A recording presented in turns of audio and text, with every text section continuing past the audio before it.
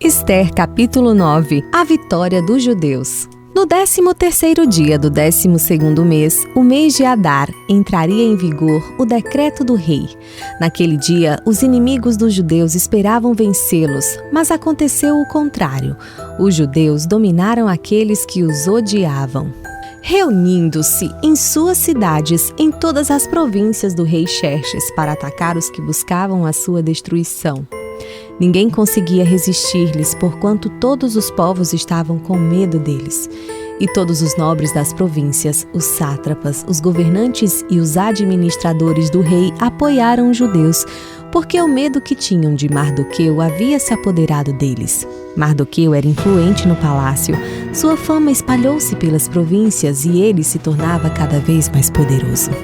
Os judeus feriram todos os seus inimigos à espada, matando-os e destruindo-os, e fizeram o que quiseram com seus inimigos. Na cidadela de Sussã, os judeus mataram e destruíram 500 homens.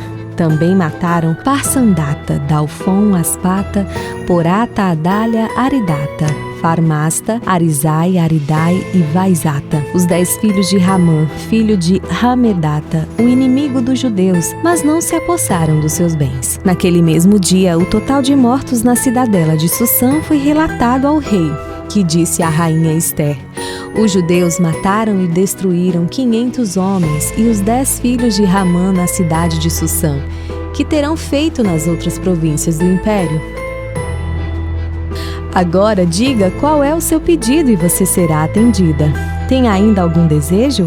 Este lhe será concedido, respondeu Ester. Se for do agrado do rei que os judeus de Sussã tenham autorização para executar também amanhã o decreto de hoje, para que os corpos dos 10 filhos de Ramã sejam pendurados na forca. Então o rei deu ordens para que assim fizesse. O decreto foi publicado em Sussã, e os corpos dos 10 filhos de Ramã foram pendurados na forca. Os judeus de Sussã ajuntaram-se no 14º dia do mês de Adar e mataram 300 homens em Sussã, mas não se apossaram de seus bens. Enquanto isso, ajuntou-se também o restante dos judeus que viviam nas províncias do império, para se protegerem e se livrarem dos seus inimigos. Eles mataram 75.000 deles, mas não se apossaram de seus bens. Isso aconteceu no 13º dia do mês de Adar, e no 14º dia descansaram e fizeram dessa data um dia de festa e de alegria. Os judeus de Sussã, porém, tinham se reunido no 13º e no 14º dias, e no 15º descansaram e dele fizeram um dia de festa e de alegria. Por isso, os judeus que vivem em vilas e povoados comemoram o 14º dia do mês de Adar como um dia de festa e de alegria, um dia de troca de presentes. Mardoqueu registrou esses acontecimentos e enviou cartas a todos os judeus de todas as províncias do rei Xerxes, próximas e distantes, determinado que anualmente se comemorassem os dias 14º e 15º do mês de Adar. Pois nesses dias os judeus livraram-se dos seus inimigos, e nesse mês a sua tristeza tornou-se em alegria, e o seu pranto num dia de festa.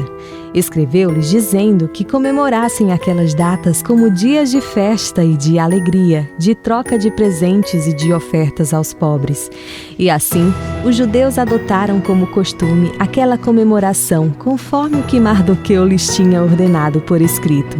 Pois Ramã, filho do Agagita, Hamedata, inimigo de todos os judeus, tinha tramado contra eles para destruí-los e tinha lançado o pur, isto é, a sorte para a ruína e destruição deles. Mas quando isso chegou ao conhecimento do rei, ele deu ordens escritas para que o plano maligno de Ramã contra os judeus se voltasse contra a sua própria cabeça, e para que ele e seus filhos fossem enforcados.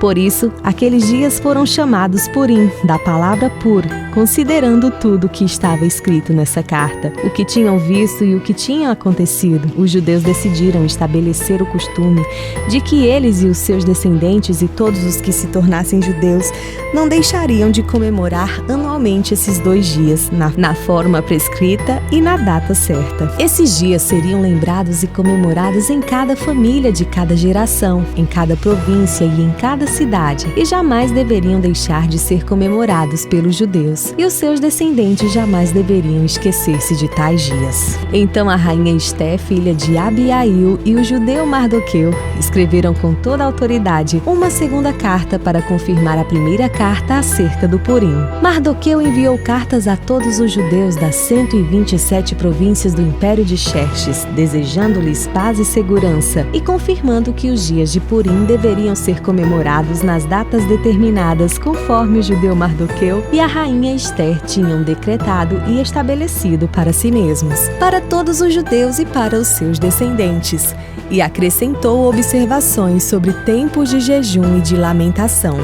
O decreto de Ester confirmou as regras do Purim, e isso foi escrito nos registros.